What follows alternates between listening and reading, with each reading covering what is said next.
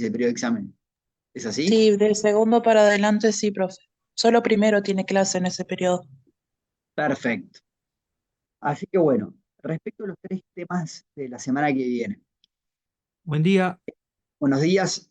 Nosotros teníamos agendado para hoy y para el lunes dar vicios de consentimiento, ¿sí? Sin embargo, me comenta la profesora Barúa que ella ya lo dio el miércoles. ¿Puede ser? ¿Sí? El miércoles no tuvimos clase, pero fue el lunes. El lunes, exacto. Exacto. Entonces, eso por un lado nos libera esta clase y la del lunes, ¿bien? Que lo que vamos a hacer es lo siguiente. Hoy vamos a hacer lesión, que es un vicio de consentimiento que no llegó a dar Mariana el lunes, que bueno, quizás es el de menor importancia, porque ahora vamos a ver que prácticamente no tiene aplicación en Uruguay, pero quiero que los conozcan, que lo sepan. ¿Ah? Seguramente nos va a sobrar el tiempo de esta clase y lo que vamos a hacer es empezar con objeto, ¿sí? ¿Qué objeto en sí estaba previsto para el miércoles que viene? Seguramente no logremos terminar con objeto hoy, pero este tiempo que estamos ganando por el adelanto de los temas que dio Mariana, lo vamos a destinar así. El lunes próximo vamos a tener un invitado especial a la clase, que es el profesor Gonzalo Rodríguez. Él les va a hablar de dos sentencias que yo ya les cargué en EVA, y sería muy bueno que las puedan leer, que son las de Graf Spee. ¿Conocen el caso de Graf Spee? Fue del barco, ¿Saben? pues. De unos tesoros que Se rescataron unos hundió. buzos, y Ah, que hay sí, cierto. exacto, y que hay un conflicto entre el Estado uruguayo y los que encontraron el tesoro de cómo repartir ese dinero. ¿Ah? Es muy interesante el caso por cultura general, pero en particular está vinculado al tema que estamos dando, que vamos a dar ahora, que es objeto del contrato. ¿Ah? Lo ideal en realidad sería dar primero objeto del contrato y después poder tener esa clase para que ustedes lo aprovechen mejor. El tema es que él el miércoles no podía estar con nosotros, sí podía el lunes. Entonces vamos a intentar de adelantar, no vamos a poder terminar, pero sería muy bueno para que ustedes aprovechen más esa clase, que no solo lean esas dos sentencias, sino que además lean objeto de contrato por su cuenta si es que no lo terminamos de dar. Así entienden mejor. ¿Ah? Seguramente el miércoles entonces lo que vamos a hacer es culminar con objeto de contrato y a su vez por ahí hacer alguna dinámica en base o a lo de GraphSP que nos presente Gonzalo o en base a vicios de consentimiento u objeto de contrato, algunos ejercicios. ¿Tá? Y el viernes próximo continuamos con causa y ahí sí ya reenganchamos con el programa. ¿Está bien? Bien. Antes de empezar con lesión, ¿dudas de lo que hemos visto hasta ahora en el programa? ¿No? Bueno, entonces vamos a empezar a grabar y les voy a compartir pantalla. Grabar, Recording in progress. ¿sí?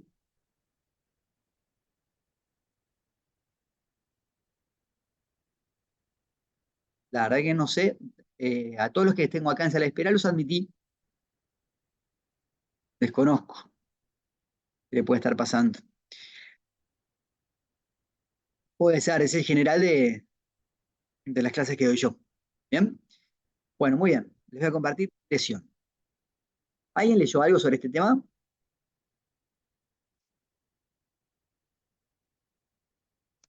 ¿No? No. Bien. Bueno, este tema, yo no me acuerdo en el programa de curso, tengo identificado a nivel de bibliografía, pero yo básicamente lo voy a dar en base a un trabajo mío. ¿Ah? Pero ustedes lo pueden leer de donde quieran. Bien. Acepto acá más estudiantes que están en sala de espera. Ir. Bien. Bueno, lo primero que me interesa es que vayamos al concepto. ¿Quién puede leer el artículo 1277 del código? ¿Algún voluntario? Lo leo, profe. Sí, 1277. sí. Bien. Dice, la lesión por sí sola no vicia los contratos. No puede, pues, la lesión servir de fundamento a restitución in integrum alguna sin perjuicio de lo dispuesto sobre la nulidad en el capítulo séptimo del título tercero de este libro. Bien, perfecto. ¿Quién tiene idea de qué hablamos cuando nos referimos a la lesión? ¿Alguien tiene alguna noción de qué es la lesión como vicio de consentimiento?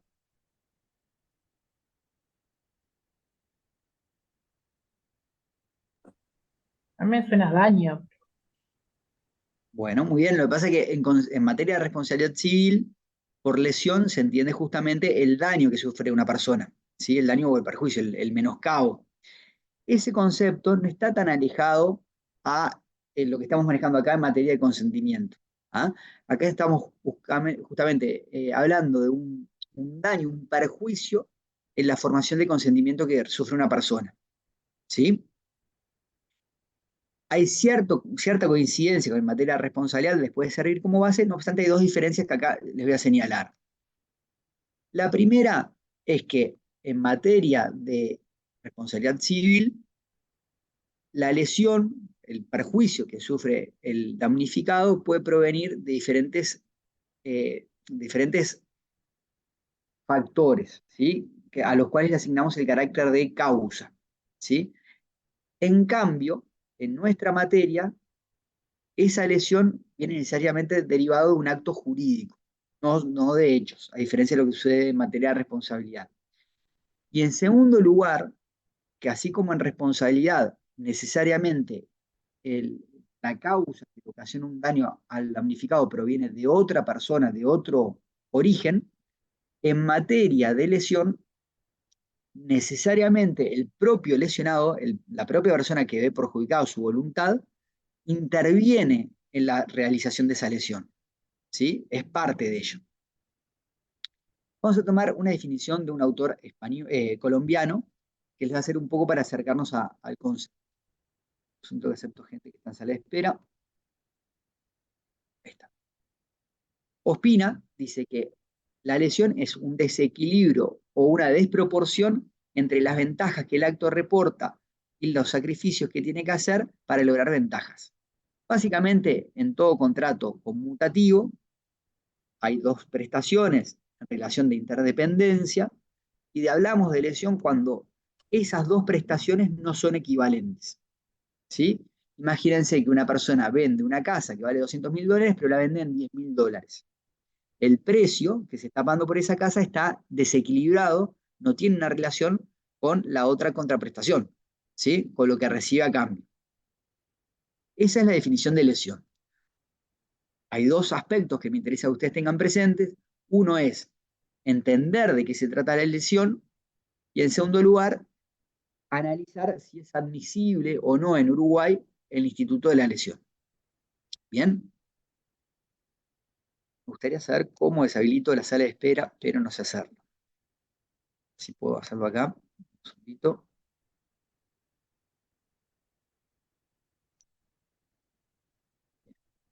A ver si logramos que entren todos, sin que yo tenga que estar interrumpiendo. Bien. Profe, Sí, disculpe. ¿Podría repetir esa parte que está explicando sobre los aspectos para entender en qué se trata la lesión? Porque habló sobre acá en el Uruguay y dijo algo. eh, no me quedó claro, profesor, por favor. sí. En esta clase particularmente me interesa que ustedes tengan dos enfoques. Primero, entender qué es la lesión, ¿sí? Entender el concepto, y en segundo lugar, analizar si el instituto de la lesión es admisible en Uruguay o no lo es. En cuanto al primero de los aspectos de entender qué es la lesión, como vicio y consentimiento, dijimos que se trata de aquellos casos en los cuales las prestaciones de un contrato no están en relación de equivalencia. ¿Sí? Imagínense, el caso que yo les ponía, que se vende una casa que vale $200.000, pero el precio que se pacta por la venta de esa casa son $10.000, no 200.000. ¿Sí? Hay una clara desproporción en la equivalencia de las dos prestaciones involucradas. ¿Sí? La pregunta que tenemos que hacer es si en Uruguay, cuando pasa eso, se considera que el consentimiento se encuentra viciado o no. ¿Hasta acá me siguieron? Perfecto, profesor, Profe, muchísimas gracias. Bien, perfecto. profe, Segundo aspecto. yo Sí. quería preguntar, ¿implica mala fe? Porque capaz que las dos partes acordaron de buena fe y en realidad no tenían claro, por ejemplo, no sé, se me ocurre de que capaz que esa casa que yo la vendí por $10.000, no sabía de que había pertenecido, no sé, a Gardel. Entonces, en realidad la casa vale 200.000, pero yo la vendía a 10.000, pero en realidad ni yo sabía ni el comprador sabía que realmente valía muchísimo más esa casa. Bien. No Ahora sé. vamos a ir a eso porque lo que tú planteas se vincula con una variante que tiene la lesión, que es la lesión calificada. ¿Sí? Pero no nos adelantemos, vamos por partes. Segundo aspecto que me interesa que ustedes tengan muy claro es en qué momento se valora esa desproporción. Es el momento del perfeccionamiento del contrato. ¿Sí? Si en cambio el problema se produce no en el momento de perfeccionamiento del contrato, sino en el momento de la ejecución, allí ya no hablamos de lesión, sino que hablamos de teoría de la imprevisión o, bueno, otros institutos que en derecho comparado se llaman de formas similares. ¿Sí? ¿Qué es la teoría de la imprevisión? Es cuando un contrato es equivalente al momento de perfeccionarse, pero luego cambian las circunstancias y las prestaciones se tornan inequivalentes. Imagínense, yo les vendo mi casa en $200.000, ¿sí? Pero luego que firmamos el contrato que se perfeccionó y antes de que yo pague, sucede que hay una gran desvalorización del peso uruguayo y en 6 meses, en vez de comprar $1 por 37 pesos, lo terminamos comprando en 80 pesos. ¿Sí? Por esa gran desvalorización que ha pasado en Uruguay, poder cumplir se me hace mucho más caro ahora, dentro de 6 meses, que al momento de perfeccionar el contrato. ¿Sí? Este problema que les menciono se llama teoría de la impresión, que después lo vamos a ver más adelante, pero se plantea luego de perfeccionado el contrato. Si el problema de la falta de equivalencia es anterior al perfeccionamiento y se verifica cuando se perfecciona, hablamos de lesión. Si por el contrario se presenta después del perfeccionamiento, es teoría de la imprevisión. ¿Sí? Que después también ya vamos a analizar si la teoría de la imprevisión es admisible en Uruguay o no lo es. ¿Se entiende la diferencia? Sí, profe, ¿puede repetir de nuevo lo último de cuándo era imprevisión y eso? Sí, la lesión vicia el consentimiento. ¿Qué quiere decir? El consentimiento es uno de los requisitos de validez de los contratos y tiene que estar presente en el momento de perfeccionar el contrato. Por lo cual, y por razones lógicas, la lesión es algo que se valora al momento de perfeccionar el contrato, no después. ¿Sí? Porque es allí que es el consentimiento, cuando se perfecciona el contrato. ¿Me entienden? Si el problema que se presenta respecto a la equivalencia de las prestaciones no es el momento del perfeccionamiento del contrato, sino que se presenta después, es decir, el contrato ya se perfeccionó, cuando se perfeccionó las prestaciones eran equivalentes, pero luego de perfeccionado el contrato y antes de que se cumpla, una de las prestaciones se torna muy onerosa, ¿sí? Allí no puede ser un problema de lesión, porque el consentimiento solo lo valoramos al momento de perfeccionar el contrato, no al momento de cumplimiento. ¿Sí? Ese Sí. problema que se presenta respecto a la equivalencia de las prestaciones después del perfeccionamiento, necesariamente tiene que ser algo distinto, ¿sí? A la lesión. ¿Qué es eso algo distinto? Bueno, es lo que se denomina, por ejemplo, teoría de la imprevisión. ¿Sí? ¿Hasta acá Profe, me una seguiste? consulta. Sí, claro. Lo de la teoría de la imprevisión también se puede haber visto en la época que hubo crisis económica, cuando se empezó a incumplir con los pagos. Sí, exacto. Acá en Uruguay se planteó con la época de la tablita, después se planteó de nuevo en el año 2002 con menos intensidad, ¿sí? Y ahora con la pandemia ha habido también algún autor que lo ha planteado, ¿sí? ¿Por qué? Porque cuando hay crisis económica y hay devaluación del peso uruguayo, es un claro ejemplo que aquellos que habían contraído obligaciones en dólares se les hace mucho más caro poder cumplir. Porque imagínense que ganan su sueldo en pesos, tienen que con esos pesos comprar dólares y van a necesitar muchos más pesos para comprar los dólares necesarios para cumplir la obligación. ¿Sí? Ese problema que se presenta luego del perfeccionamiento del contrato, es decir, después del perfeccionamiento del contrato y antes del cumplimiento, se llama teoría de la impresión. Es un problema diferente a la lesión. ¿Sí? Ese problema de teoría de la impresión, como les digo, lo vamos a estudiar un poquito más adelante en el curso. ¿Ah? Y ya les adelanto también de que la gran mayoría de la doctrina entiende que no se acepta en Uruguay la teoría de la impresión. ¿Sí? ¿Tienen claro la diferencia entre lesión y teoría de impresión? Sí, ¿Sí? Bien, seguimos adelante. Acá se fue.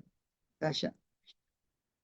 Bien, la compañera hablaba sobre o consultaba si era relevante la buena o mala fe de las personas involucradas para que haya lesión. O sea, acá volvemos al momento de que al perfeccionar el contrato, cuando las partes dan su consentimiento, ¿sí?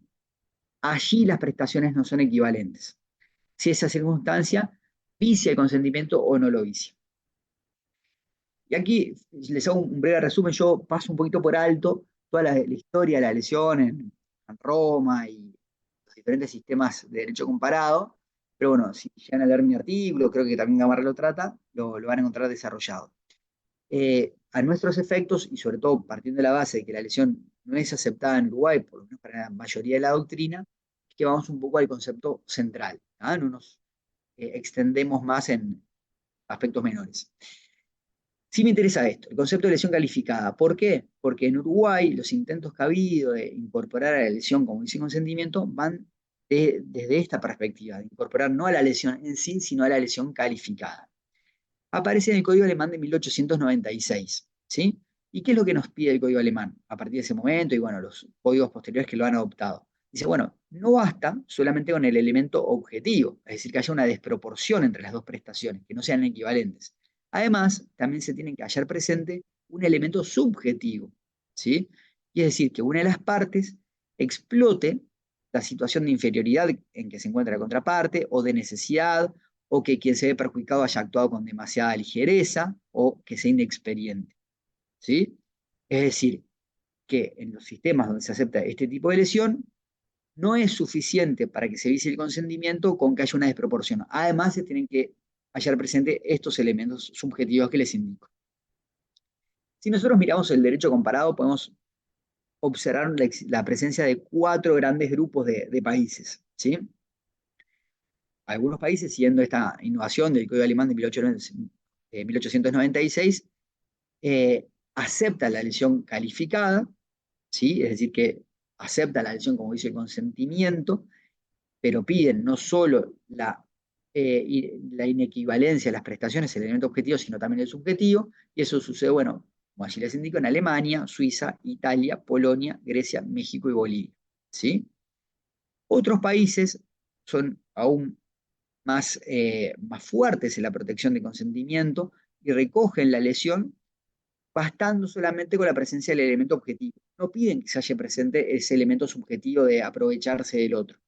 Esto es lo que sucede al día de hoy en Francia, Mónaco, Bélgica, Luxemburgo y Chile, ¿sí?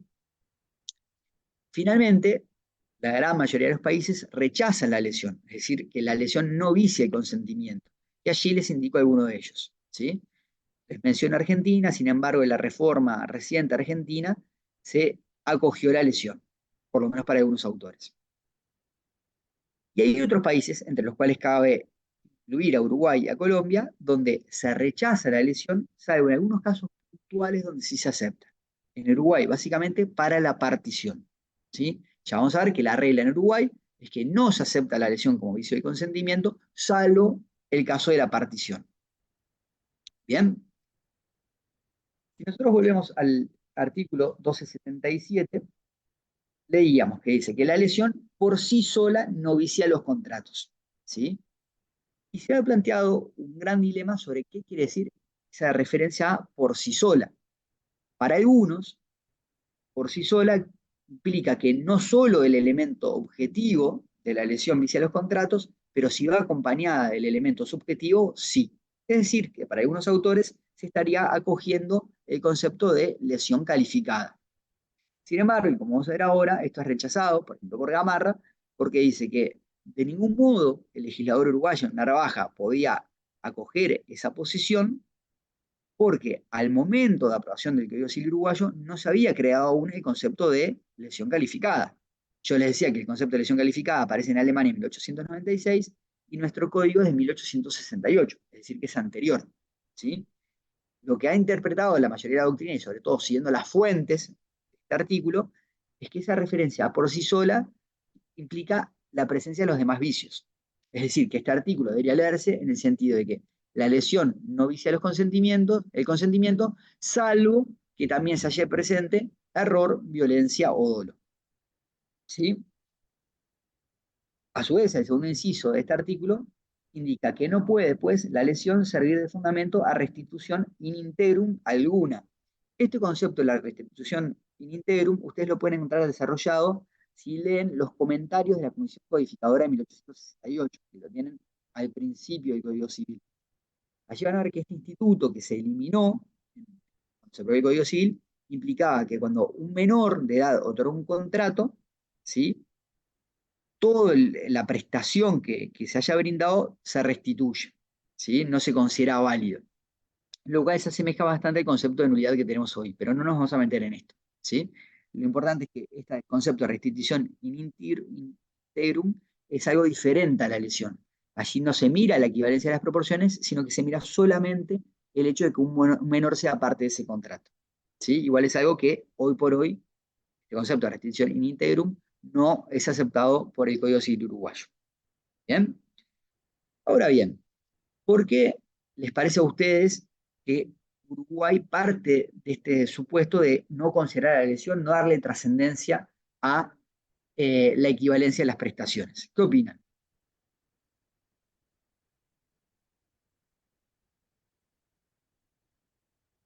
¿Qué piensan al respecto? Adelante, Arrieta. Puede ser por el tema de la autonomía privada, si se establecen ciertos parámetros, estamos limitando la autonomía privada. Entonces, para evitar eso, no se impone ningún régimen para establecer lo que es equivalente, sino que las partes se aseguran de que eso sea equivalente. Bien. ¿Farías? Sí, lo mismo, pensando en eso, en la libertad y la voluntad de las partes, en dejar el libre albedrío a la hora de decidir, como dice que las personas no están obligadas a contratar y pueden ellas decidir si lo hacen o no y las condiciones también. Bien. ¿Álvarez? Sí, profesor, como dijeron las compañeras, la equivalencia en nuestro derecho es de apreciación subjetiva y no objetiva. Entonces queda al arbitrio de las partes, ¿no?, que están contratando. Bien. Es un punto muy interesante que plantea el compañero. Ahora vamos a ir a eso, ¿no? A cómo se interpreta ese giro de se miran como equivalentes.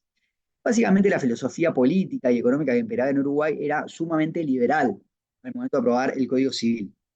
Fíjense que la constitución que regía en ese momento era la de 1830, que partía de esa óptica que les indico allí, del Estado, siguiendo a Montesquieu, como juez y gendarme. Es decir, el Estado simplemente como resolutor de los conflictos entre los particulares y policía, pero no intervencionista ni en las relaciones privadas ni en la economía de las personas.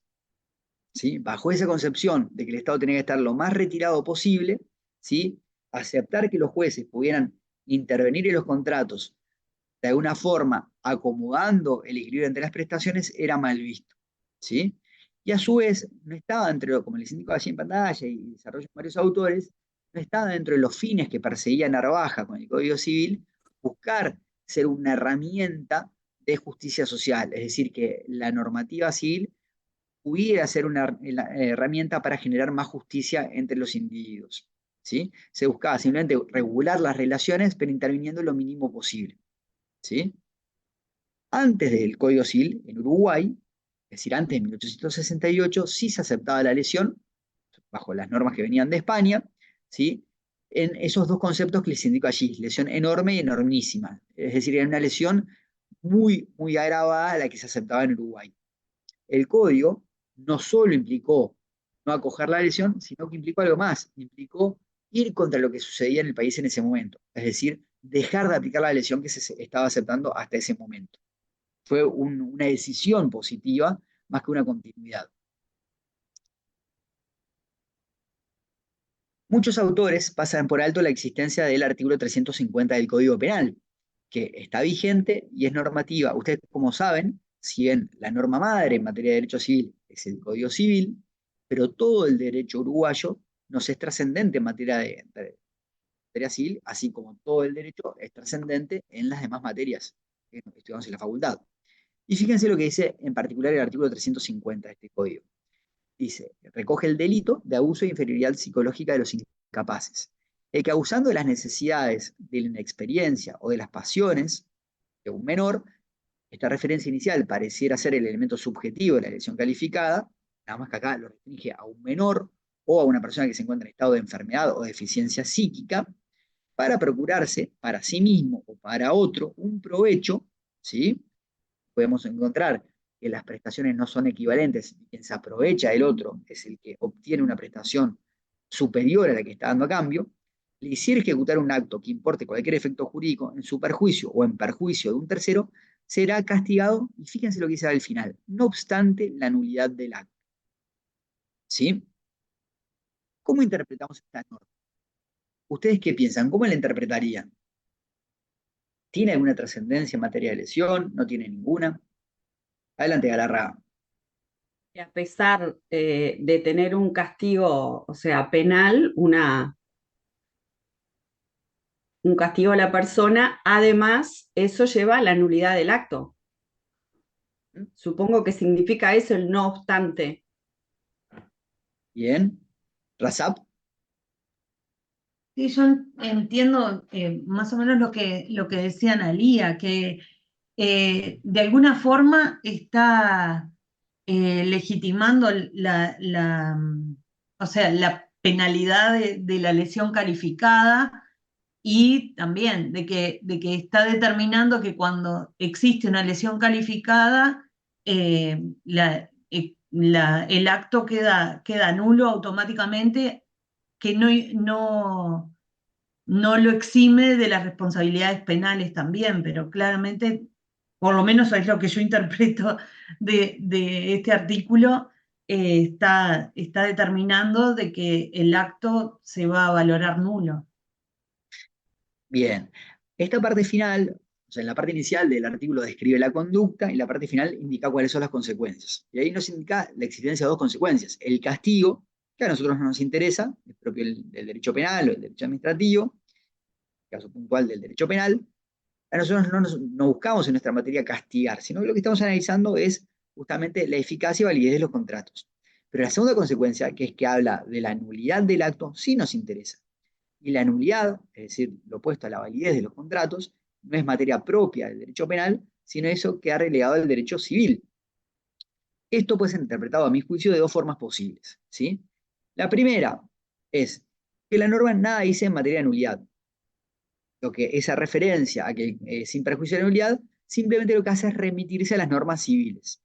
Y bajo esta primera interpretación, como en materia civil la lesión no es vicio del consentimiento, a pesar de la referencia del 350, el contrato no sería nulo. Esa es una primera interpretación posible, ¿sí? La segunda interpretación posible, que es la que a mí me parece más razonable, es que este artículo consagra una nulidad. Acá estamos en un caso de una nulidad contractual, una nulidad civil, nada más que en lugar de estar regulada por el Código Civil, está regulado por el Código Penal, ¿sí? Esta nulidad no va a ser parte del juicio penal, porque en el juicio penal lo que se buscará será castigar, sino que será parte del juicio civil, por más que su norma provenga de un código diferente, ¿sí?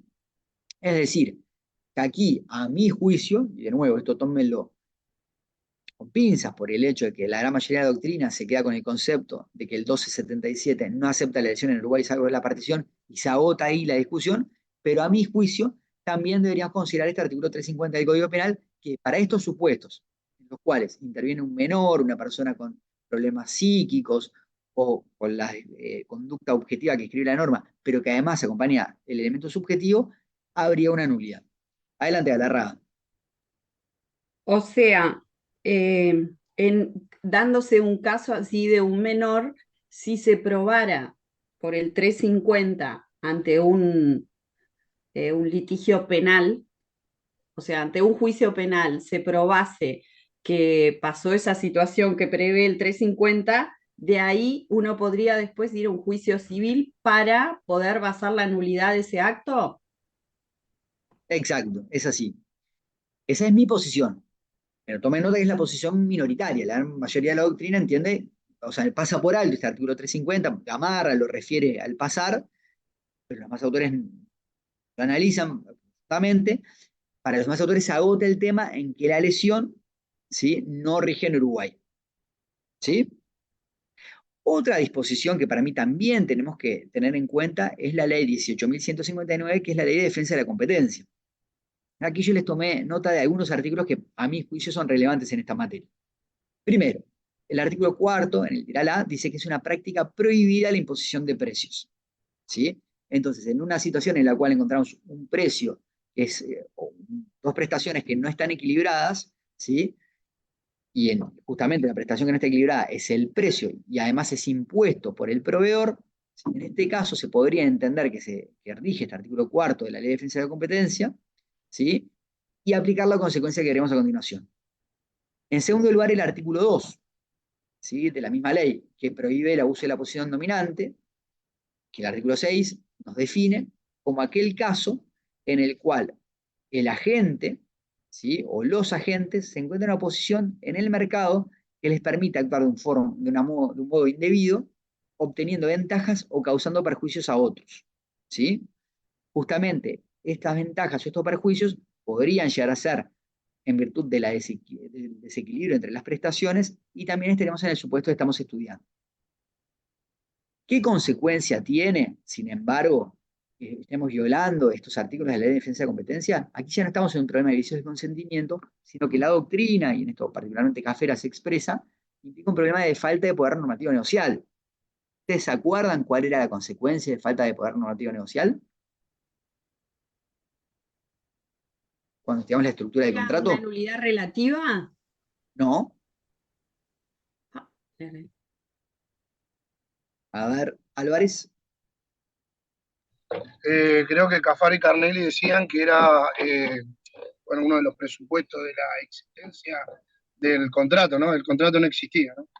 Exactamente, era uno de los presupuestos de existencia del contrato. Entonces, frente a esta óptica, si llegáramos a estar en esta situación, ni siquiera es que estamos analizando si el consentimiento está viciado o no, sino que este supuesto, que encuadraría en la definición de lesión, implica que el contrato ni siquiera haya de existir. ¿Sí?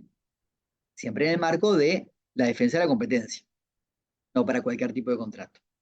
¿Bien? En tercer orden, vamos a retomar un poquitito para ordenar. Nosotros dijimos que el principio es que en Uruguay se interpreta el 1277 del Código Civil en el sentido de que la lesión no es aceptado como vicio de consentimiento en nuestro país, salvo el supuesto de partición. Sin embargo, vimos la incidencia del 350 del Código Penal, acabamos de ver estas normas de la Ley de Defensa de la Competencia, pero a su vez me interesa que vean cómo ha cambiado la doctrina, sobre todo a partir de un artículo de Ordoqui de 1994. ¿Sí? Ordoqui, en ese año, publicó un trabajo en el cual entiende que la equivalencia, de la cual habla el código, Juanito hablaba recién de que las acciones se miran como equivalentes, dice el código, pero Ordoqui no tiene que ser una equivalencia solo formal, tiene que ser una equivalencia también real. ¿Sí? Por lo tanto, para Ordoqui, si la equivalencia no es real, no se estaría verificando ese supuesto. Lengio, 3 años más tarde, reinterpreta este concepto por sí sola que habíamos recién, diciendo que en realidad no se está refiriendo a que no sea acompañada por los restantes vicios de consentimiento, sino que a lo que refiere es a la diferencia de poder de poder negociador y a la desproporción entre las prestaciones que no tengan una justificación. ¿Sí? Ese mismo año, a su vez Gabriel Fernández también insiste en el concepto, pero ya no entendiendo que el contrato se encuentra viciado, el consentimiento se encuentra viciado y por tanto es nulo, sino que se le permite después moderar el precio. ¿Bien? Entonces vemos 34, valiéndose del propio 1277, es decir, sin recurrir a otras disposiciones, como decíamos recién, algunos autores reinterpretan dándole entrada, por lo menos parcial, a la lesión en nuestro país. Adelante, Razak. Profe, pero entonces, según ¿Sí? esto que decía Gabriel Fernández, que era, ¿se habilitaría el juez a él imponer el precio que él entienda adecuado? Sí, esa es la posición de Gabriel Fernández. De hecho, Dora Zafir también plantea algo similar en el marco de las leyes de consumo. Un autor más, sí, esa posición de Zafir. Pero a mí lo que me interesa es no que lo tomen como verdades estas opiniones, sino que sepan de su existencia. ¿Sí? Es decir, ustedes quédense con el concepto de que la gran mayoría de la doctrina del Uruguay no acepta la elección como vicio de consentimiento, salvo el caso de la partición, donde expresamente sí se acepta. Ustedes ya van a estudiar después qué requisitos tiene que tener la elección en ese caso. ¿Sí?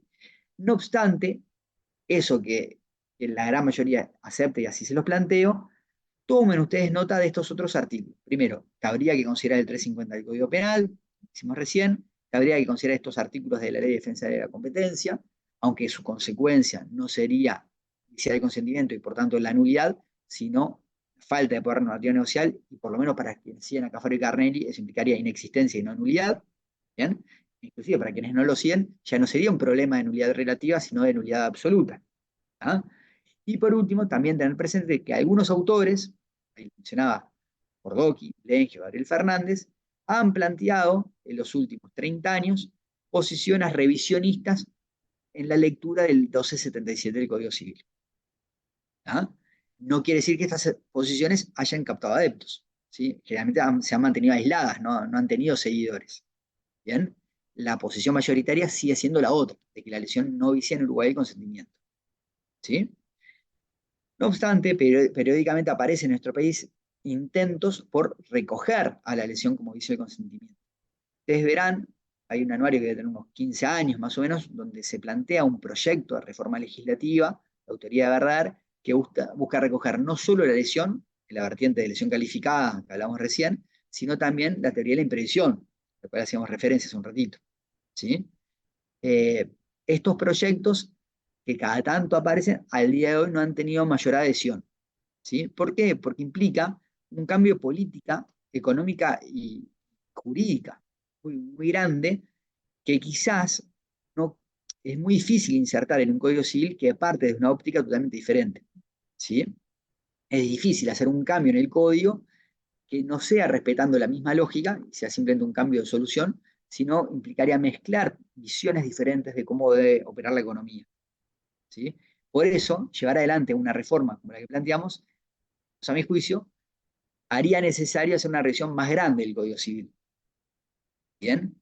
Si ustedes leen, creo que en este caso es muy interesante que lo hagan, ese pasaje inicial del Código donde está la posición de la Comisión Codificadora de 1868, van a poder entender qué es lo que se buscaba con la eliminación de la lesión enorme y enormísima. ¿Sí? Y a su vez cómo eso cierra con otras decisiones que tomó el legislador. ¿Sí? Van a ver que es todo parte de una única visión. Perdón, alguien me escribió algo en el chat recién. Si lo veo.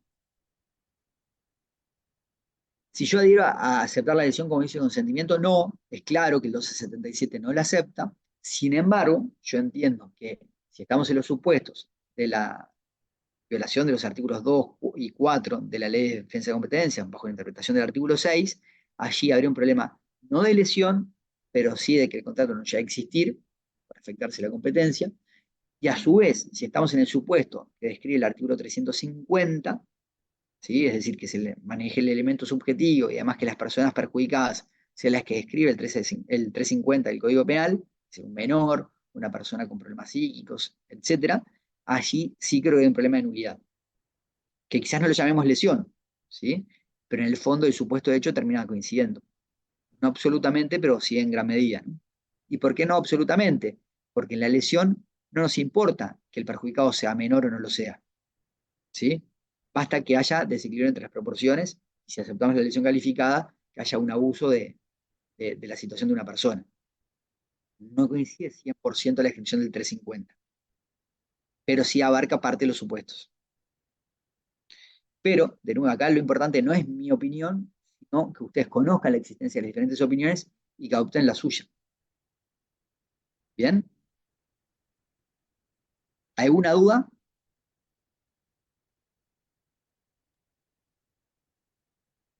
¿No? Bien. Entonces, si les parece, vamos a ingresar ya al objeto, para intentar de llegar lo más preparados posibles para esta clase del lunes con Gonzalo Rodríguez. Acá les voy a compartir. Bien. ¿Están viendo la pantalla compartida? Sí, Sí, profe. Sí, ¿Alguien sí. leyó algo sobre objeto para hoy? No, me imagino, ¿no? ¿Saben de qué hablamos cuando nos referimos al objeto de los contratos? Profesor, Sí, creo que estamos todos en falta porque como la semana que viene terminamos 2 materias de este semestre, estamos medio que en las otras materias, supongo no, no, yo. en realidad no están en falta porque esto estaba previsto para el miércoles, ¿sí? Para el miércoles próximo. Así que hoy cumplíamos con haber leído y sin consentimiento. Simplemente que fue un cambio de programa. Adelante, García. entonces no procluyó. Tal cual, tal Quería cual. darlo, sí, quería darlo como un ejemplo. Sí, Vamos a comprar un auto y el objeto del contrato sería el auto.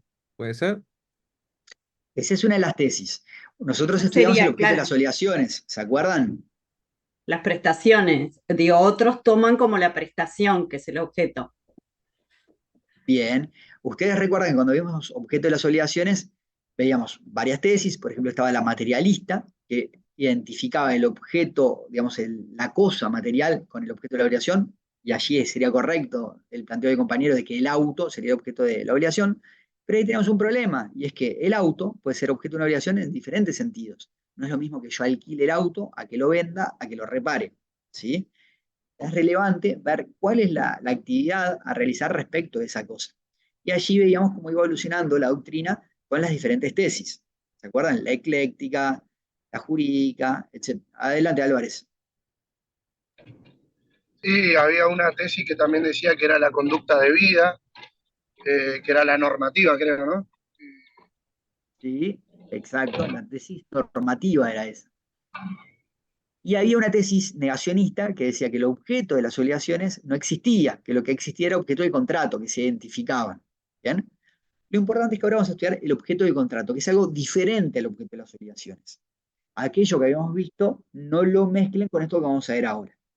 ¿Sí?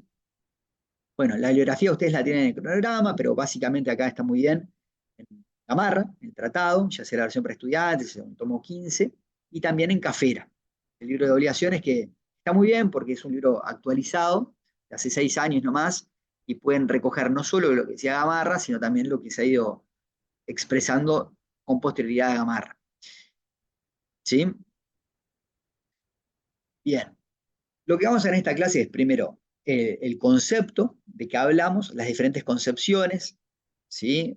Las diferentes tesis que hay sobre qué es el objeto de los contratos, los caracteres que tiene que tener el objeto del contrato, si se los enuncio, qué consecuencias tiene que haya algún defecto en estos caracteres o que no se haya presente el objeto mismo, ¿sí?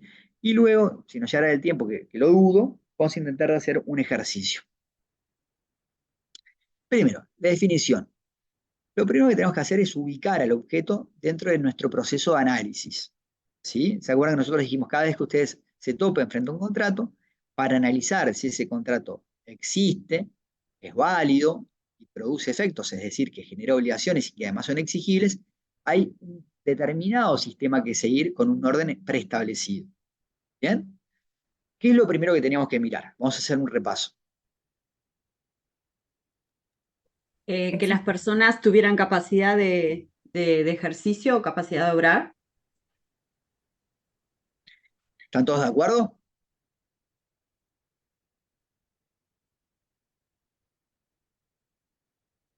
Yo creo que ¿O primero alguien piensa diferente? ¿Cómo, perdón? yo creo que primero sería el consentimiento, luego vendría lo que dijo la compañera, ¿puede ser? Antes que eso, ¿qué miramos? Capacidad jurídica y poder normativo negocial, Exacto. ¿Y cómo llamamos esos dos elementos que tú mencionás? de validez, ¿No? Y eficacia, no. Presupuestos de existencia, profe. Presupuestos de existencia, exacto. Lo primero que tenemos que ver es si el contrato existe o no existe. ¿Sí? Y para ello miramos dos presupuestos en un orden. Primero, la capacidad jurídica, que es distinta a la capacidad de obrar o de ejercicio. ¿Sí? Dijimos que la tiene en principio cualquier individuo de la especie humana, por los límites que vimos, más las personas jurídicas que son declaradas como tales o reconocidas como tales por diferentes leyes. En caso de que haya capacidad jurídica, recién ahí pasamos a analizar el segundo presupuesto de existencia, que es el poder normativo negocial. Si se hallan estos dos elementos presentes, estos dos presupuestos, allí el contrato existirá. ¿Sí? Lo siguiente que vamos a analizar es si ese contrato es válido. Y para ver si ese contrato es válido, ¿qué tenemos que mirar?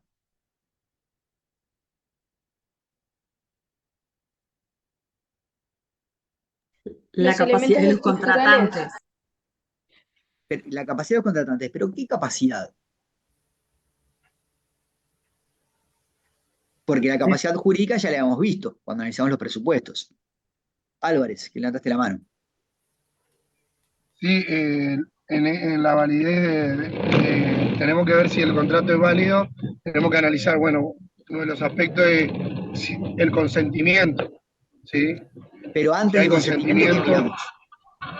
La capacidad de ejercicio, de obra. La capacidad de ejercicio. Solamente si hay capacidad de ejercicio, seguimos adelante en el análisis. Si ya detectamos que no hay capacidad de ejercicio, allí ya el contrato es nulo, ¿sí? Y no se continúa el análisis. ¿Por qué? Porque las consecuencias de algún defecto en los presupuestos, en los requisitos varían. Entonces es muy importante ver cuál es la consecuencia, cuál es el defecto que nosotros estamos detectando. Y podría suceder que frente a un mismo contrato haya diferentes defectos y al no coincidir sus consecuencias tenemos que ver cuál de esas consecuencias tomamos. Por eso es importante seguir el orden porque se aplicará las consecuencias del primer elemento que falte de los cuales tenemos que analizar. ¿Sí? Es decir, una vez que nosotros agotamos el análisis de los presupuestos y sabemos que el contrato existe, pasamos a analizar la validez. Primero vemos si el contrato cuenta con personas con capacidad de obrar. Solamente si concluimos que sí, seguimos en el siguiente análisis, que ¿cuál es? ¿Cuál es el siguiente elemento que tenemos que ver? El consentimiento. El consentimiento. Una vez que determinamos que hay consentimiento, ahí analizamos que ese consentimiento no esté viciado, ¿sí? Conforme a lo que vimos, terror, violencia, dolo y las notas de la lesión que vimos. Y recién, una vez que concluimos que hay un consentimiento válido, ahí pasamos al tercer elemento. ¿Qué cuál es? El objeto. El objeto, que es lo que nos involucra en la clase de hoy. ¿Sí? Es decir, nosotros para llegar a este punto ya hemos concluido que tenemos un contrato existente y que al menos dos de los elementos de los requisitos de validez se hallan presentes, que son capacidad de obrar y consentimiento. ¿Bien? Ahora vamos a analizar el objeto y en caso de concluir que el objeto existe, que es válido y que se presentan todos los requisitos que ahora vamos a ver, recién pasaríamos al siguiente elemento, al siguiente requisito de validez, que es la causa. ¿Sí? ¿Tienen claro el orden? Sí. Ya van a ver que muchas veces, cuando hay un problema de objeto, también hay un problema de causa, y por eso es muy importante no ingresar en el análisis de la causa y hacerlo primero respecto al objeto, porque pueden variar las consecuencias de uno y otro. Y le vamos a aplicar justamente las consecuencias de los problemas del objeto, no de los problemas de la causa. ¿Sí? En segundo lugar, visto dónde lo ubicamos dentro de la estructura de análisis negocial, tenemos que ver qué es, cuál es el concepto. Y básicamente el objeto de un contrato es el contenido, qué es lo que las partes hicieron, en qué consiste el consentimiento, en qué se pusieron de acuerdo. ¿Sí? Es como les indico en pantalla, cuál es la sustancia del contrato, la materia. Y para esto, para responder esta pregunta, aparecen diferentes concepciones, así como nos aparecían en materia de objeto de las obligaciones. En el primitivo derecho romano se asimilaba a la persona del deudor. ¿Ustedes se acuerdan por qué sucedía esto, que lo vimos en el curso?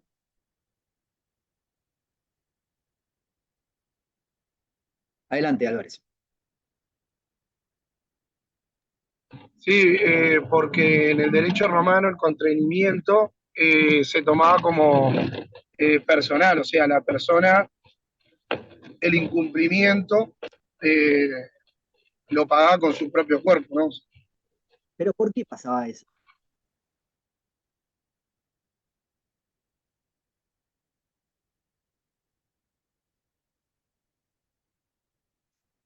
Resumidamente, porque inicialmente el derecho romano no se involucraba en las relaciones entre los particulares, ¿sí? Recién empezó a hacerlo cuando empezó a observar que ciertos conflictos generaban una alteración de la paz pública. Y allí diferenciaba los delitos, ¿sí? en dos tipos, los crímenes y delitos, y solamente se metía en aquellos de mayor relevancia. ¿Y cómo lo hacía? Buscando castigar, pero no pensando en proteger a la víctima, sino buscando castigar para restablecer la paz pública. Allí empiezan a aparecer muchas de las consecuencias de este castigo, que tiene un contenido más de derecho privado, pero no en busca de generar una regulación del derecho privado, sino como una consecuencia justamente de este enfoque más punitivo, más penal, ¿sí? Como lo que se buscaba era castigar, allí la propia persona del deudor es la que respondía en caso de que no se hiciera fe a lo que se había comprometido, ¿sí? Si una persona se obligaba a hacer algo y no respetaba su compromiso, con su propia persona debía responder con ello, ¿sí? Hay una asimilación muy grande, y esto lo maneja muy bien De Soso, que es un profesor santafesino, entre el concepto de patrimonio y persona, ¿sí? Las personas valían, decía Soso, en tanto tenían patrimonio, ¿sí? Y si no tenían patrimonio, con su propio cuerpo, con su propia actividad, venían a responder. Saliendo de esta etapa inicial del derecho romano y con una evolución posterior que se da, vemos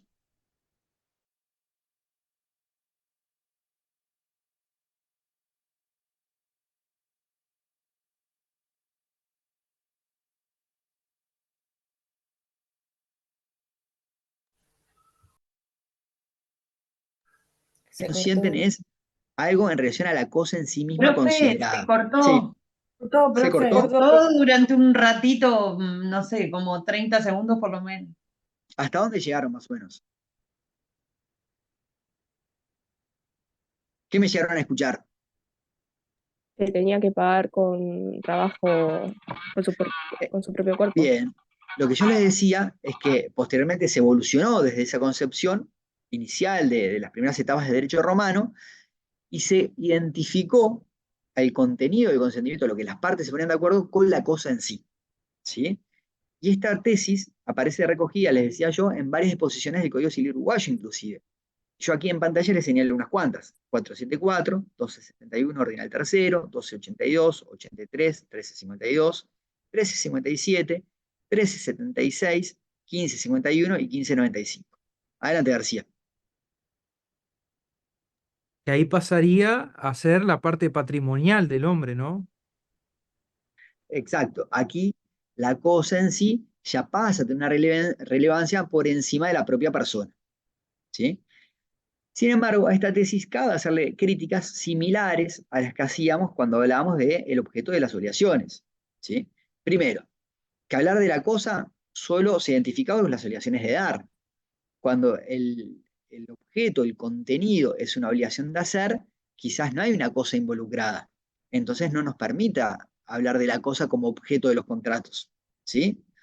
Y en segundo lugar, lo que yo les decía, mi casa puede ser el objeto de una obligación y consecuentemente el objeto de un contrato, pero no es lo mismo que yo me obligue a venderles mi casa, a alquilarles la casa, a arreglarles la casa, ¿sí? Es interesante y es fundamental para describir qué es lo que las partes consintieron, ver qué es lo que hay que hacer respecto de esa cosa, ¿bien? Y ahí, hacia estas críticas, aparecen nuevas tesis, fundamentalmente dos: la finalista y la jurídica. La finalista dice, bueno, tal cual como nos pasaba en el objeto de las obligaciones, lo que hay que buscar aquí en el objeto de los contratos es la utilidad que reporta el contrato para las partes. ¿Bien? Esta tesis finalista tiene un defecto, que es que asemeja mucho el concepto de causa que ya vamos a ver, ¿sí? Y en relación a esta crítica que se le hace por su asimilación del concepto de causa, aparece una evolución más, este concepto de concepción jurídica, que identifica el objeto de los contratos con la prestación que tienen que realizar, es decir, el plan de actividad que las partes tienen que realizar. ¿Quién lee, por favor, el 1245 del Código Civil? ¿Algún voluntario? Sí, toda obligación consiste en dar, hacer o no hacer alguna cosa. Bien. Vieron que acá ya se incorpora el concepto de dar, hacer o no hacer. 1247. Contrato es una convención por la cual una parte se obliga para con la otra o ambas partes se obligan recíprocamente a una prestación cualquiera. Esto es, a dar, hacer o no hacer alguna cosa. Cada parte puede... Perdón, hasta ahí está bien. Ahí no solo reitera el concepto de que no estamos solamente limitados a las elecciones de dar, si incorporamos hacer, no hacer como hacía el 1245, sino que también ya nos habla del concepto de prestación. Es el plan de actividad que se realiza. 1261, ¿quién lo lee?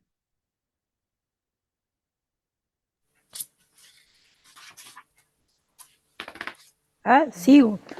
Sí, Validez, sección 2 de los requisitos esenciales para la validez de los contratos. sí. Para la validez de los contratos son esenciales los 4 requisitos siguientes: consentimiento de las partes; 2, capacidad legal de las partes que se obliga; 3, un objeto lícito y suficientemente determinado que sirva de materia de la obligación; 4, Ahí que sea está, lícito. ahí está. Sí, porque estamos solamente con el concepto de objeto. Miren que ahí habla de objeto que sirva de materia de la obligación. ¿Quién puede leer, por favor, el 1281 ahora? Lo leo, Además, perdón. profe, Sí, yo, profe. Ah, ya está, profe. Además Además de de... las... Perdón, perdón. perdón, Sigue. sigo. sí. Además de las incapacidades declaradas por los artículos precedentes, hay otras especialidades que consisten en la provisión que la ley ha impuesto a ciertas personas para ejecutar ciertos actos. Bien, y ahora el siguiente, por favor, el 282. El objeto de los contratos es el objeto de las obligaciones que por ellos se contrajeren. ¿Sí? Segundo inciso. Pueden ser objeto de los contratos las cosas o los hechos que nos estén fuera del comercio de los hombres. Bien. Acá fíjense que nos está asimilando el objeto de los contratos al objeto de las obligaciones. ¿Sí? Siendo así, no tendría mucho sentido hablar de dos conceptos diferentes como objeto de contrato y las obligaciones porque están, digamos, en una reiteración. Pero ahora vamos a ver si esto es tan así. 1333, ¿quién lo puede leer?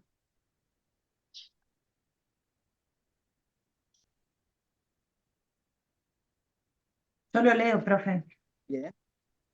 La obligación de dar es la que tiene por objeto la entrega de una cosa mueble o inmueble. El que sea obligado a entregar una cosa debe verificarlo en el lugar y en el tiempo estipulado, y en defecto de estipulación, en lugar y tiempo convenible según el arbitrio judicial. Bien. Y yo les pregunto a ustedes, en base a los artículos que hemos leído, ¿qué opinan? ¿Necesariamente tiene que ser diferente el objeto del contrato del objeto de las obligaciones? ¿Pueden coincidir? ¿Qué piensan?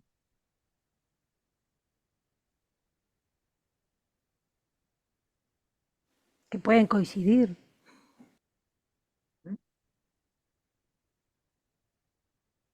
¿Por qué?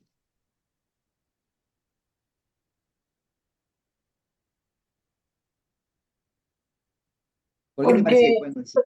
perdón, Sí, porque, adelante.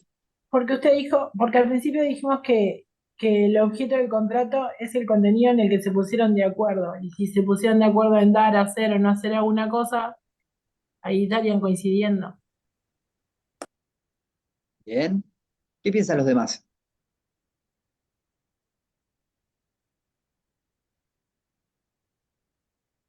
¿Están todos de acuerdo con la compañera y empieza diferente?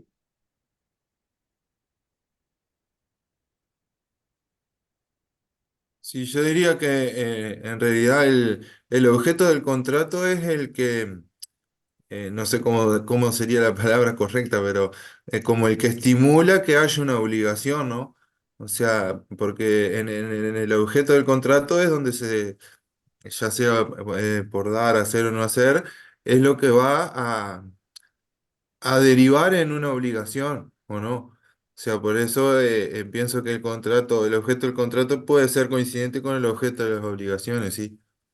Aparte habíamos dicho que los contratos generaban obligaciones y creo que ahí está como poniendo una distinción. Bien, a ver, tengo a Yamila que levantó la mano. Adelante. Que lo dice el propio artículo 282, que el objeto de los contratos es el objeto de las obligaciones. Si voy a la norma fría, entonces hay una coincidencia. Aparte, si nos vamos a lo que siempre decimos que hay libertad para obligarse, vamos a buscar la coincidencia. No nos vamos a autoflagelar o a ir en nuestro propio, sin nuestros propios intereses, o ir contra nuestros propios intereses. Bien, Me García. parece que la coherencia. Perdón, adelante. Sí, adelante, Yamila. No, de que tiene que haber una coherencia en la actuación, simplemente eso. Bien, García. Sí, yo creo que también es medio obvio lo que voy a decir, pero no está de más. Que también hay que ver el objeto, en qué va, ¿no? Si el objeto se trata de hacer o no hacer, de dar o no dar.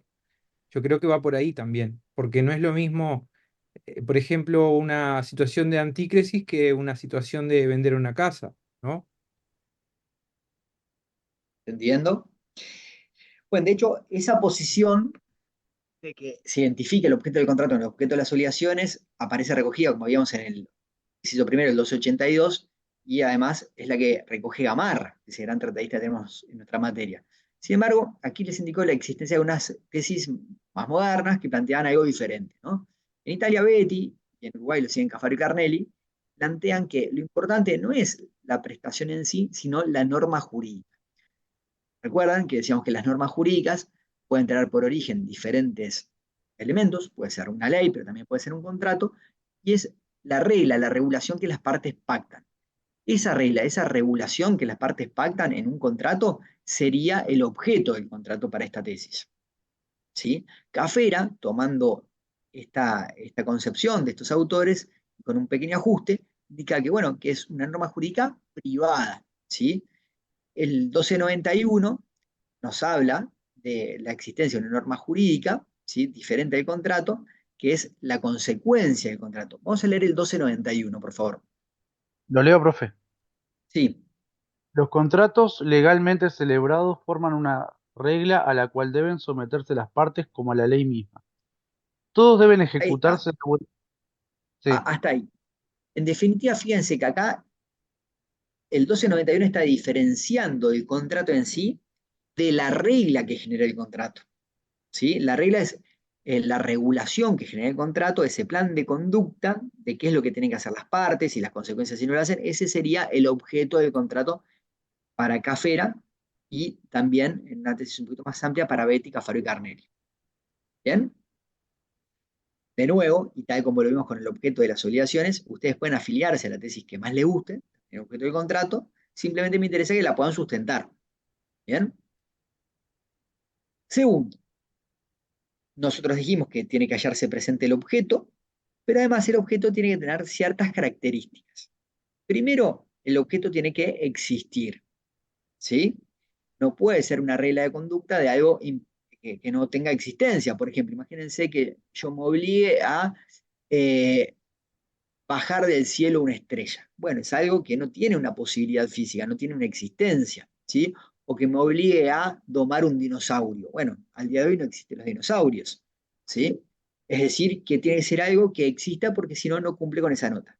Que sea determinado o determinable, ya vamos a ver, es decir, que el propio contrato dé los elementos para poder individualizar cuál es la prestación y la regla a realizar, ¿sí? O que por lo menos, si no lo determina específicamente, que dé las reglas para poder llegar a esa determinación.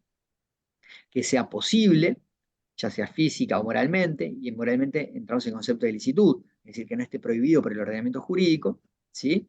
Y finalmente una posibilidad jurídica, que es lo que se conoce como que esté dentro del comercio de los hombres. ¿Bien?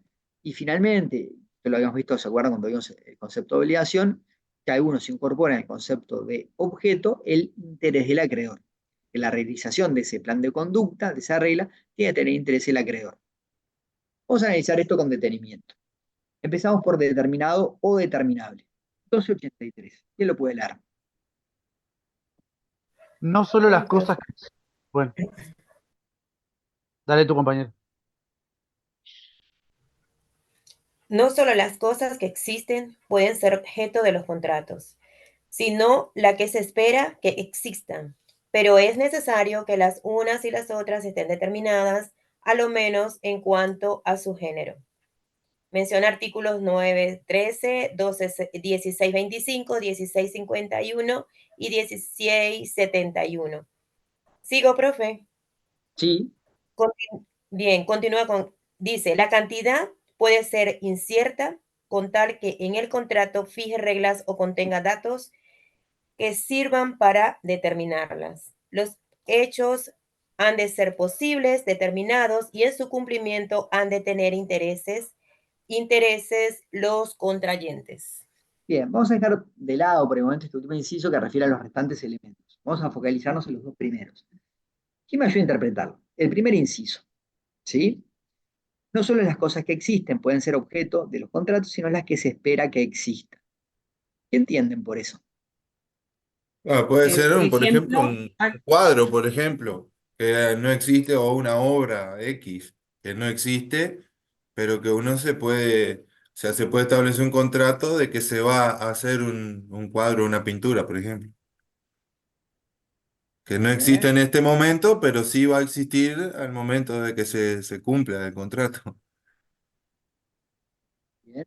Yamila, Eh, Esto se refiere justamente a las cosas futuras, a los contratos para la existencia de cosas futuras que se puede ver, por ejemplo, la materialización en una fábrica de autos, que los autos todavía no existen, pero van a existir, o las cosechas, que eso se refiere más a la otra parte del mismo artículo, donde dice que no se puede determinar la cantidad. Por ejemplo, sabemos que se puede sembrar 1 hectárea, pero no cuánto va a rendir. Y eso es la cosa futura. Los apartamentos en el pozo, es todo lo que se va a verificar a posterior. bien. Galarraga, sí, como dijo Yamila, iba a poner el ejemplo del encargue de la construcción de una casa o de un apartamento en un edificio.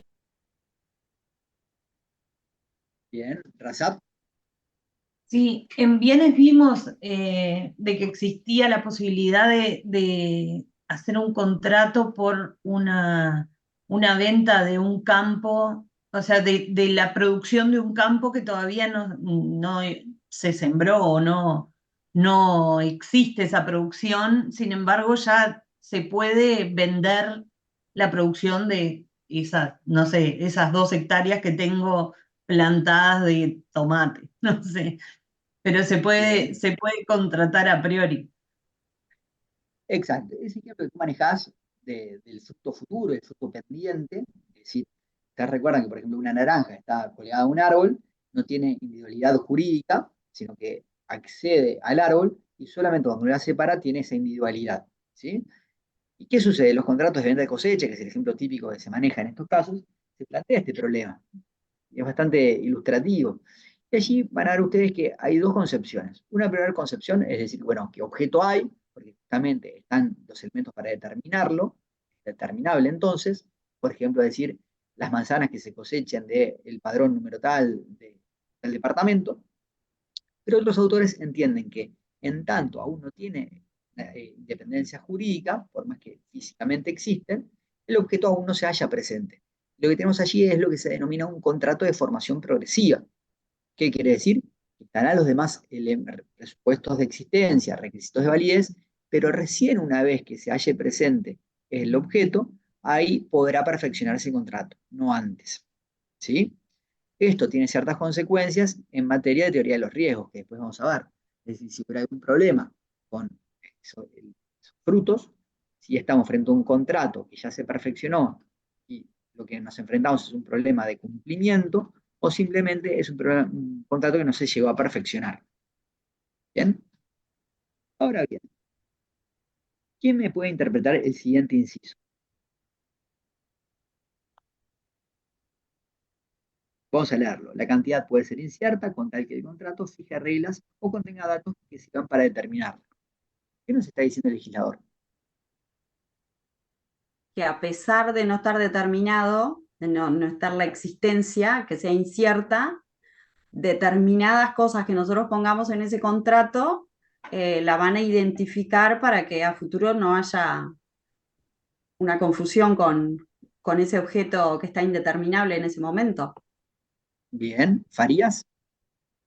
Que en el contrato debe contener la mayor especificidad posible. Si es ese departamento, que es, a qué calle va a mirar, cuántos baños va a tener, cuántas habitaciones. En el caso de las cosechas, que sea aproximadamente la cantidad o la calidad. En tanto, la mayor cantidad de datos que se puedan poner para que después se pueda reclamar. Porque si leímos lo que sigue ahí, puede ser que si no está identificado, después no puedo reclamar nada. Y en particular, este inciso nos habla de la cantidad, cómo poder determinar la cantidad. ¿Y qué se les ocurre a ustedes? ¿Cómo un contrato podría no especificar cuál es la cantidad, pero sí darnos reglas para poder determinar qué cantidad va a ser? Toneladas o en vez de kilos, por ejemplo. Claro, pero imagínate que yo diga, yo te vendo 5 kilos de trigo. Allí está determinada la cantidad. Pero acá estamos en el supuesto donde no especificamos qué cantidad.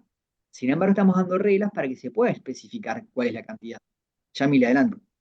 Acá es cuando se dice lo que rinda la hectárea, por ejemplo, que es lo que se hace en general con la tasa de soja, que dicen que fijan el precio y cuando se cosecha, después se determina de acuerdo ahí. En tasa de soja se paga el producido. Está muy bien. ¿Quién más? Vamos a ver, por favor, dos artículos que nos brindan ejemplos de cómo se puede llegar a determinar exteriormente el contenido del objeto. ¿Sí? ¿Quién lee el 1666, por favor?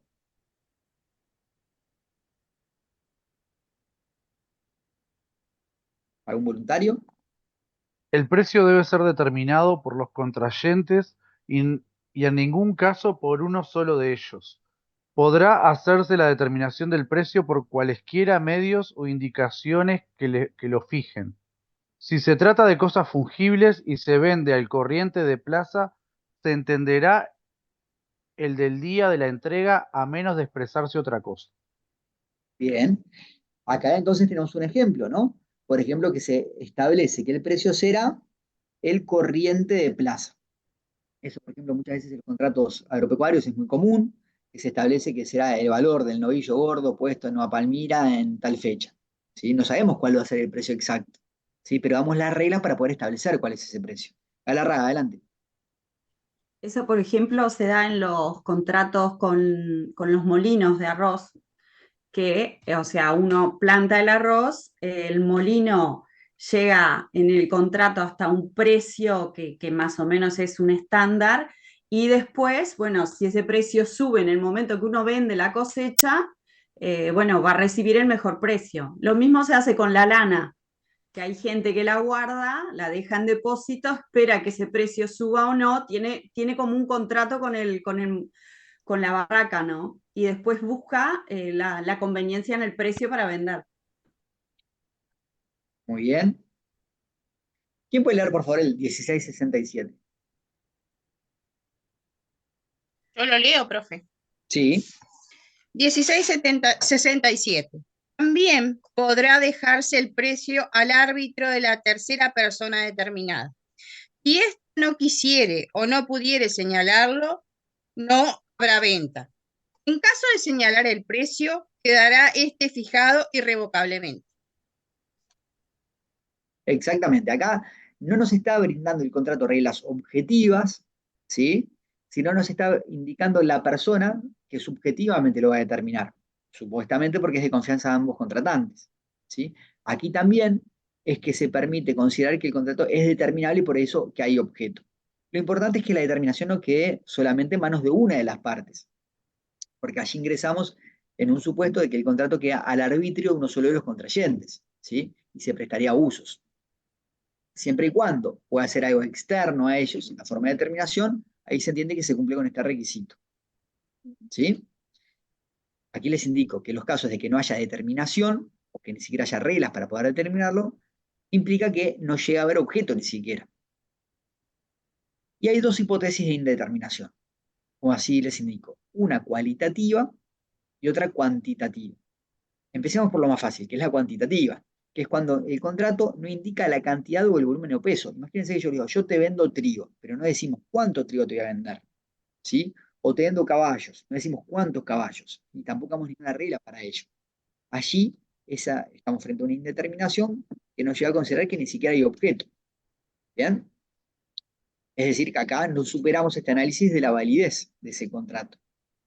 Pero también puede haber una indeterminación cualitativa, cuando no estamos diciendo el género o la calidad de entregar. ¿Sí? Imagínense que decimos, yo te entregaré un animal, pero no estamos estableciendo qué animal es. ¿Sí? Aquí nos falta establecer elementos que son básicos para poder determinar el objeto de la obligación. Para Cafera, estos problemas de determinación implican que el objeto no llegue a existir, no que el objeto exista pero que no sea válido. ¿Sí? Y ya vamos a ver, un poquito más adelante, cuando veamos nulidades, que por lo menos para algunos autores, el objeto no llega a existir implica un problema de existencia del contrato, no de validez. Pero por el momento no se mezclen con eso. ¿Sí? Simplemente tengan en cuenta que la determinación o la determinabilidad es una característica del objeto, ¿sí? Que para algunos, si no se haya presente esta característica, el objeto no es válido, y para otros ni siquiera el objeto llega a existir. ¿Bien? ¿Alguna duda hasta acá? ¿No? No, Bien. no. La referencia de 1560 que les hago al final, la dejamos para ver cuando veamos nulidades. Bueno, hemos hecho referencia a que el objeto tiene que existir. Y veamos un ejemplo que es el 1672. ¿Quién lo puede leer?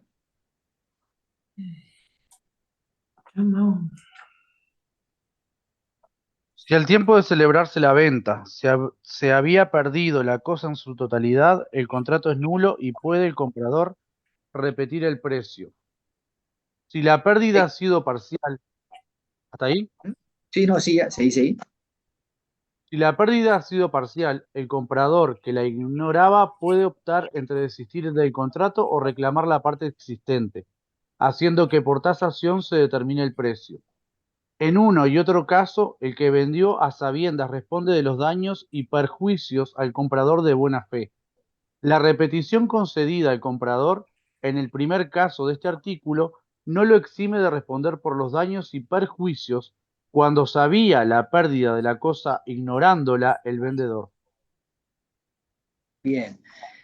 Aquí estamos en el supuesto entonces de que al momento del consentimiento y presencia de los demás requisitos de validez, cuando se perfecciona el contrato, la cosa ya había dejado de existir.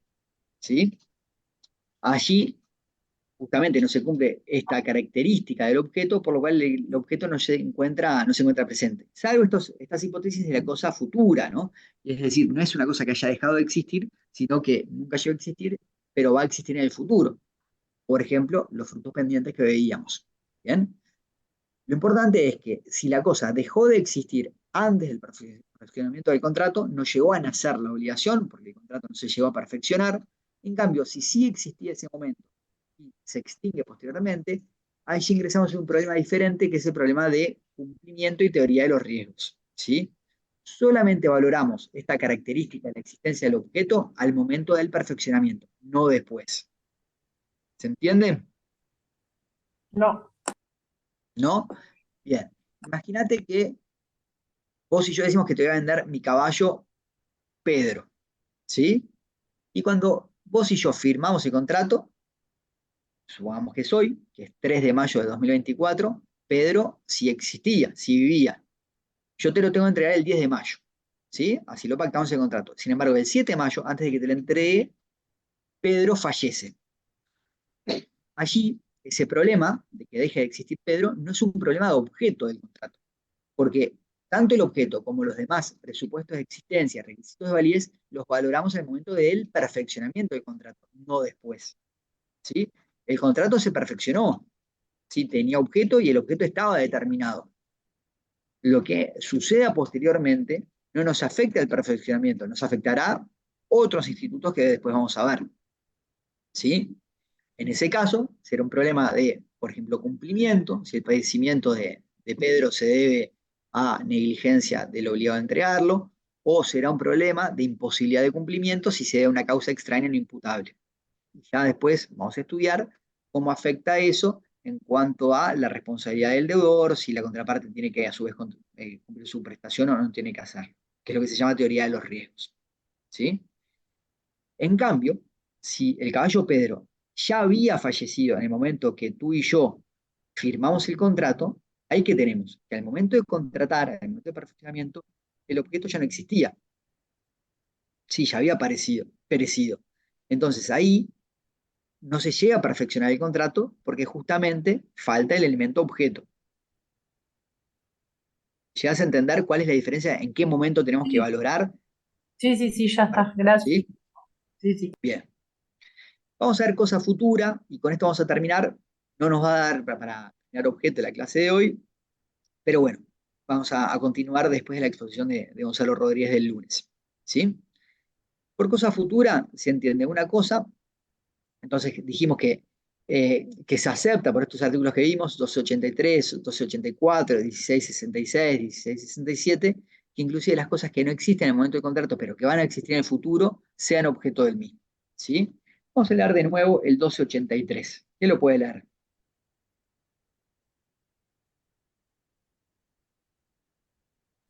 Voy, profe. Sí. 283. No son las cosas que existen, pueden ser objeto de los contratos, sino las que se espera que existan. Pero es necesario que las unas y las otras estén determinadas a lo menos en cuanto a su género. Artículos 913, 1625, 1651 y 1671. La cantidad puede ser incierta con tal que el contrato fije reglas o contenga datos que sirvan para determinarla. Los hechos Bien. han de ser posibles. ¿Ahí? Ahí está, hasta ahí. Y el 284, pero el inciso 2, solamente vamos a leer. ¿Quién lo lee? Es físicamente imposible el hecho que es contrario a la naturaleza. Bien. ¿Hasta ahí? Es decir, sí, solo eso. Es decir, que acá el código nos está aceptando que un contrato tenga por objeto cosas futuras, pero con ese límite, ¿no? Que tienen que ser cosas que sea posible que lleguen a existir.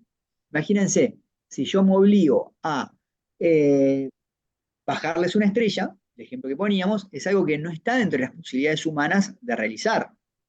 Ahí ya no se trata de que la estrella no le he bajado al día de hoy, sino que tampoco en el futuro lo voy a poder realizar. ¿Sí? O que yo me obligue a construir una nave que les permita viajar a través del tiempo. Bueno, no se trata de que no la haya fabricado al día de hoy, sino en el futuro tampoco. Estos conceptos, obviamente, con el avance científico, van cambiando. Quizás cosas que hoy consideramos como imposibles de realizar, actividades imposibles de realizar, con el futuro y con el avance científico lo sean. Si al momento de la aprobación del Código Civil, ¿sí? Decíamos que yo me obligaba a que tú pudieras tener una comunicación con una persona que estaba en China viéndose las caras en forma simultánea, pensábamos que eso era algo imposible. Sin embargo, hoy, con Zoom, WhatsApp, lo es, ¿no?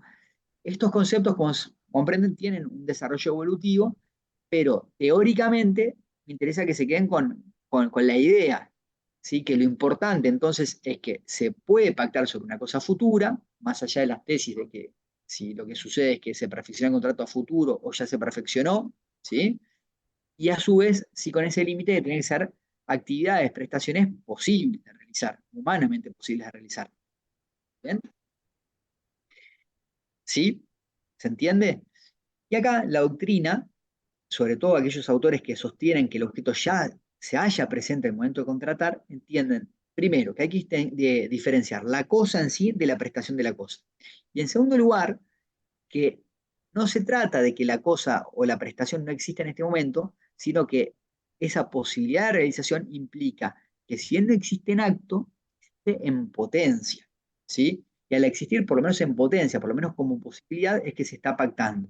El objeto del contrato pasa a ser la posibilidad de su existencia, no es que carezca de objeto, ¿sí?